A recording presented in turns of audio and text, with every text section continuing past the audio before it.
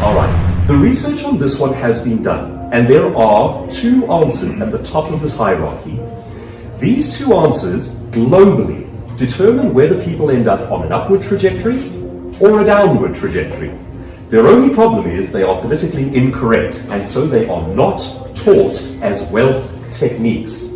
Now imagine the perversity of that scenario. We have global findings that determine the top two things that will send you upward or downward, but we don't talk about it because it's perceived as unkind. The answers are, number one, work ethic. It's your own accountability. Do you choose to work hard? Number two is a fascinating one. Do you maintain a faithful family?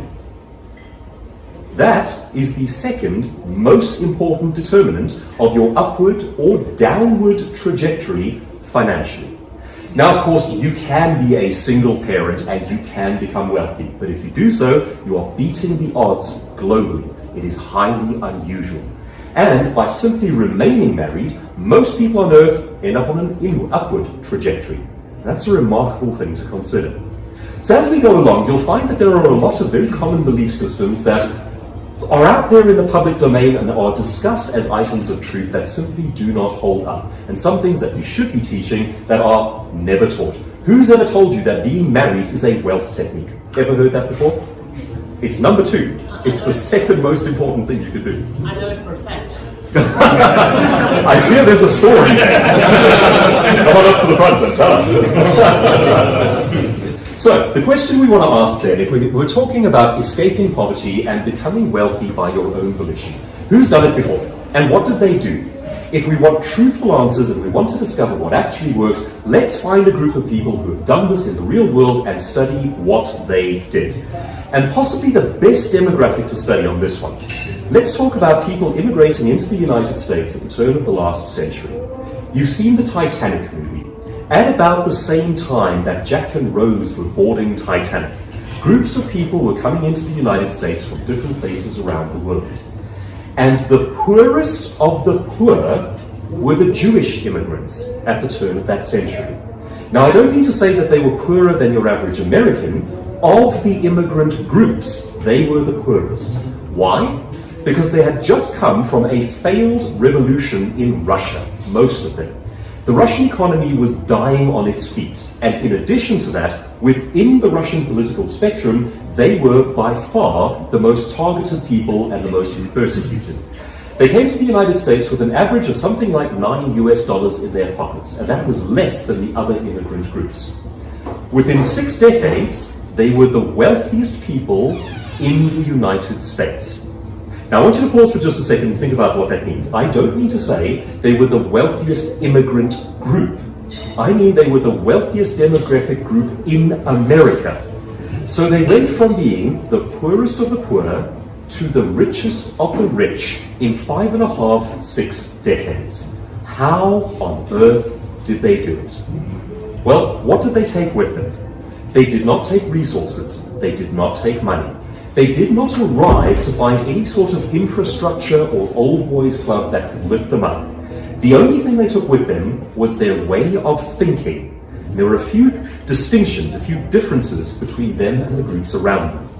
Here's the main one. Jews read more than anyone on earth. Did you know that? Yeah. Why? Because as part of raising people within the Jewish faith, it was a requirement for every father to teach his son to read the Torah. It was a religious observance that every single family had to conduct. And that was the case even at the time of the Romans and the diaspora.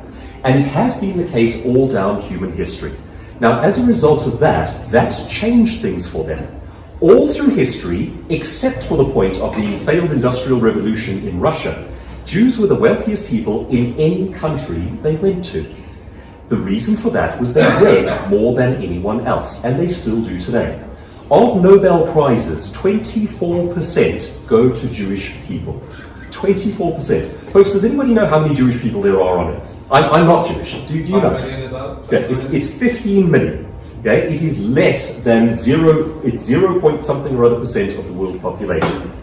And they have 1/4 of the world's Nobel Prizes. Reading makes people wealthy. Now, how do we fare on that one in South Africa? Right. Unfortunately, it's not that good. Exclusive Books ran a survey, and they asked how many people go into bookstores and spend their own money on books. And it turned out to be less than 1% of South Africans.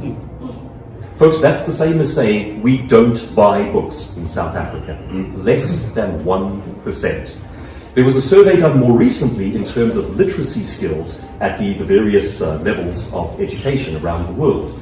And they tested some 54 countries, out of which we came 54th.